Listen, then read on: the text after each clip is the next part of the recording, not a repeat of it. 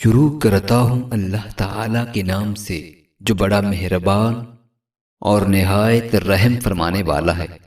حضرت ابن عباس رضی اللہ تعالیٰ عنہ سے روایت ہے کہ حضرت بریرہ رضی اللہ تعالیٰ عنہ کا خامد حضرت مغیث رضی اللہ تعالیٰ عنہ غلام تھا۔ مجھے محسوس ہوتا ہے کہ میں اسے بریرہ کے پیچھے گھومتے ہوئے دیکھ رہا ہوں۔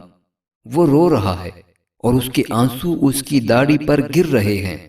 نبی اکرم صلی اللہ علیہ وآلہ وسلم نے حضرت عباس رضی اللہ تعالیٰ عنہ سے فرمایا، عباس، آپ کو تعجب نہیں کہ مغیث کو بریرہ سے کس قدر محبت ہے اور بریرہ کو مغیث سے کس قدر نفرت ہے؟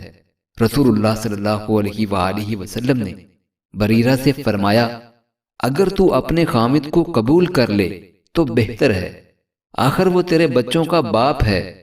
انہوں نے کہا، اللہ کے رسول، آپ حکم دیتے ہیں۔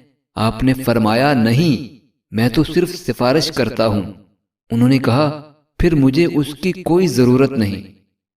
حضرت ابو امامہ رضی اللہ تعالیٰ عنہ سے روایت ہے کہ رسول اللہ صلی اللہ علیہ وآلہ وسلم نے فرمایا، جو شخص جھوٹی قسم کھا کر کسی مسلمان شخص کا مال ناجائز حاصل کر لے، اللہ تعالی اس پر آگ واجب اور جنت حرام کر دیتا ہے۔